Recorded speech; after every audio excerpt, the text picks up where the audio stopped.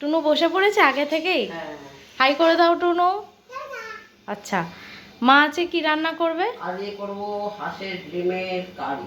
আচ্ছা, ঝাল ঝাল করে হাঁসের ডিমের কারি বানাবো। আচ্ছা। গ্যাসে কি মানে কড়াইতে তেল দিয়ে দিয়েছো?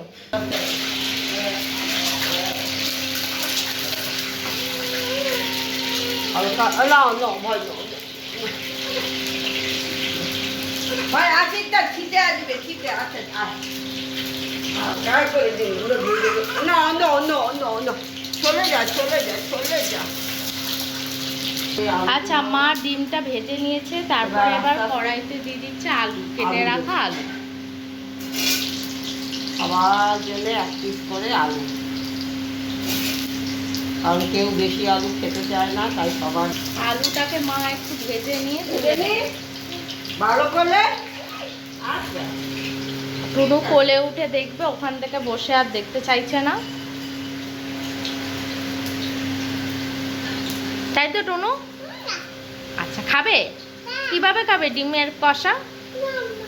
ও ঠিক আছে।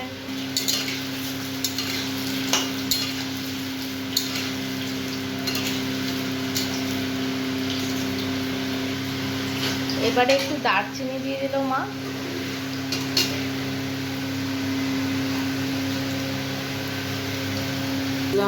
লবঙ্গ, এলাচ, লবঙ্গ আর দারচিনি কিন্তু মা ফোড়নে সাইডে দিল, আর সাথে দিয়েছে তেজপাতা। পেঁয়াজ অ্যাড করে দিলাম, পেঁয়াজটাকেও অ্যাড করে দিল।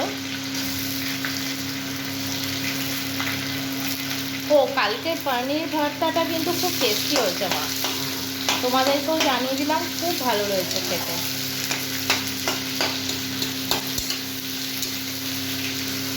পেঁয়াজটাও ভাজা হয়ে যাচ্ছে আলুর সাথে, তারপরে ওর মধ্যেই পেঁয়াজটাকে দিয়ে ভেজে নিই।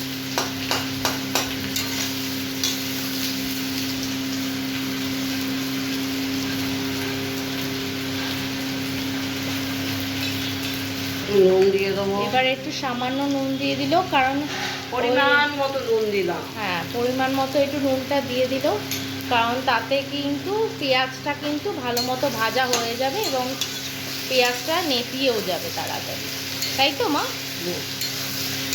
এই যে টুনু আর মা কিন্তু একসাথে রান্না করছে, টুনু সব দেখে নিচ্ছে, তাই তো টুনু? আমার নাতিকে নিয়ে আমার রান্না করতে হয়, কারণ আমার নাতি আমার রান্না দেখতে পছন্দ করে, তাই আমি নাতিকে নিয়ে। কিভাবে খাবে টুনু ডিম? এরকম খাবে, একটু কাঁচা হলুদ অ্যাড করলাম। আচ্ছা, কাঁচা হলুদ বাটা তো? হ্যাঁ, কাঁচা হলুদ বাটা দিয়েছি।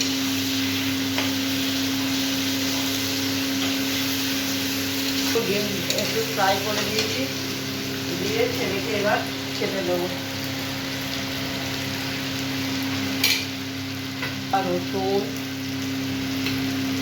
বাটা, সাথে কাঁচা লঙ্কাও বাটা দিয়েছি।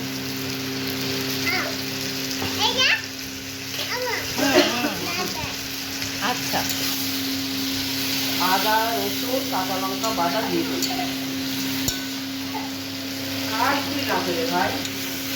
একটু কিন্তু হলুদের গুঁড়ো আর কাশ্মীরি লঙ্কার গুঁড়ো অ্যাড করে নিল, কারণ আজকে কিন্তু কাঁচা হলুদ বাটাটা কিন্তু একটু পরিমাণে কম ছিল, তাই মা হলুদ গুঁড়ো এবং একটু শুকনো লঙ্কা কাশ্মীরি লঙ্কার গুঁড়ো অ্যাড করে নিয়েছে, সাথে একটু চিনি দিয়ে দিল।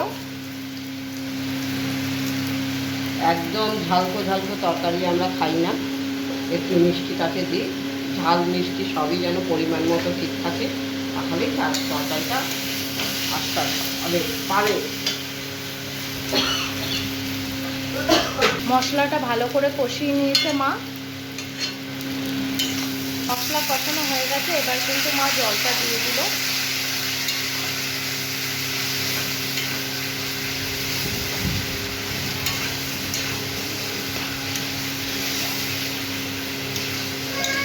জল দিয়ে দিল মা।